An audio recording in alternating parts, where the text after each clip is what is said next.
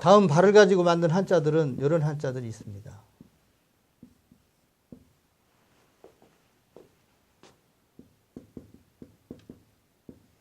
저녁석, 뒤에 따라올 치, 천천히 걸을 쇠, 이렇게 각각의 자기 고유한 이름을 가지고 있습니다. 그런데 이 글자들이 만들어진 배경은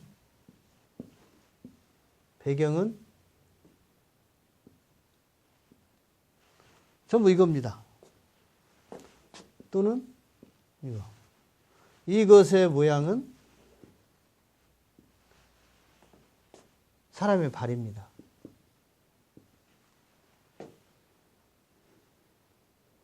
자, 문제는 이 발을 가지고 어떻게 저녁이라는 개념을 나타내는 기호로 쓰느냐. 이런 것들이 중요한 거겠죠. 그래서 이 저녁석자를 옛날에는 이렇게 썼습니다. 이렇게.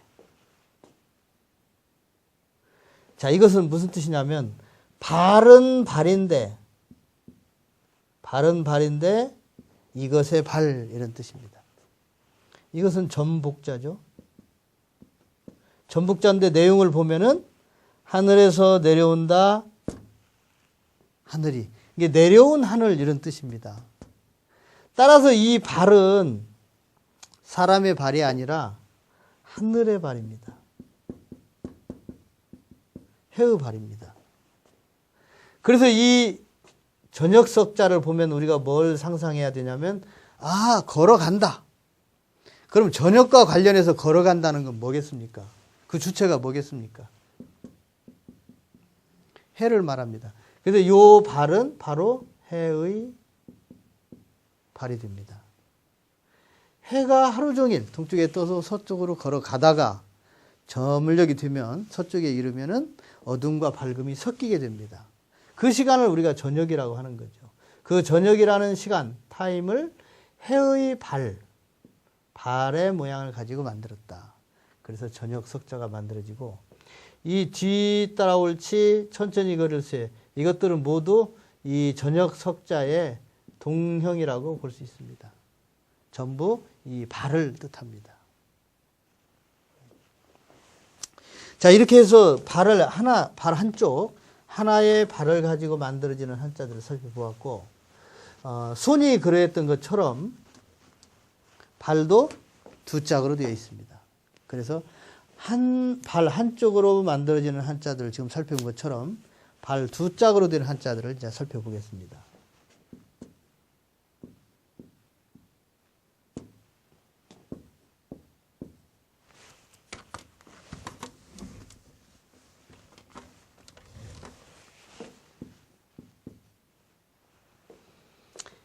우리가 이렇게 쓴 글자들을 많이 봅니다. 출발할 때 발자 위에 있는 부분. 요 모양은 이렇게 되어 있고, 이 두 개의 모양 그대로 두 발이 서로 이렇게 다른 쪽을 향해 가고 있는 그런 모양입니다. 그래서 등질발이라고 합니다. 발이라는 음가가 그냥 그대로 살아있다는 걸 알 수가 있겠죠. 바로 이 한자를 만든 분들이 현재 우리 인체에 이름을 붙인, 손과 발에 이름을 붙인 바로 그 사람들이라는 걸 알 수 있습니다. 발을 발이라고 불렀으니까요. 그 다음에 이 글자는 어그러질 천.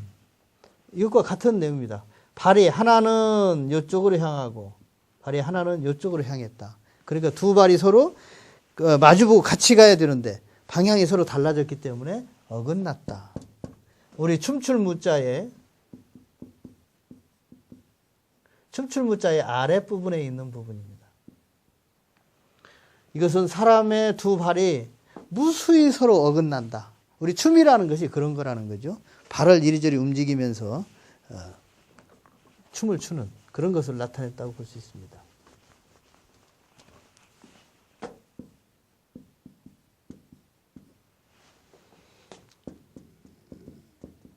다름질 위자입니다.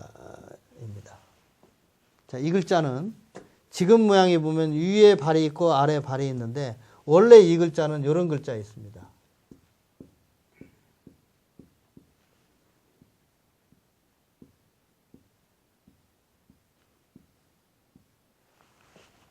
가운데 자기 영토를 발이 빙빙 돌면서 호위한다. 그런데 이제 이 글자를 요거 없애고 가운데에 이것을 그냥 복잡한 걸 없애서 이렇게 하고 이렇게 만드는 글자가 지금의 이 위자입니다. 이 위자에다가 이렇게 인변을 붙이면은 달을 위라고 쓰고 우리가 위대하다라는 의미 씁니다. 이것은 뭐냐면 위대한 사람은 뭔가 다른 일을 한 사람 이런 뜻입니다. 그리고 이 글자가 이런 개념을 갖게 되는 것은 이 글자가 원래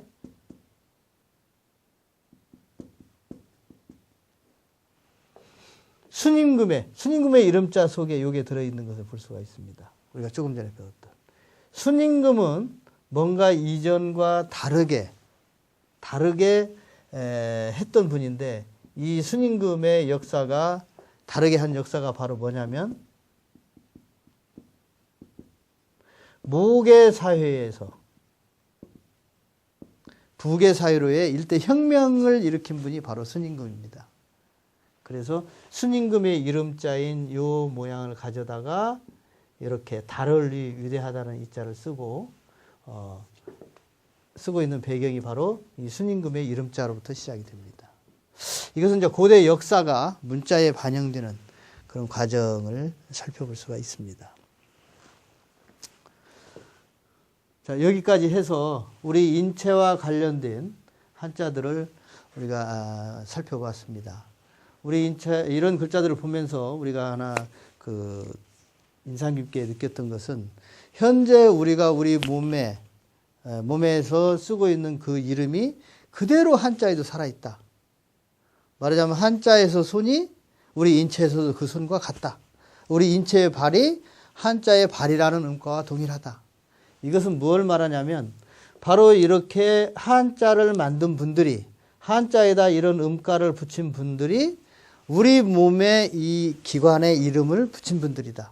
말하자면 동일한 주체가 한자도 만들고 우리 인체에다가도 눈, 손, 발 이런 이름을 붙였다.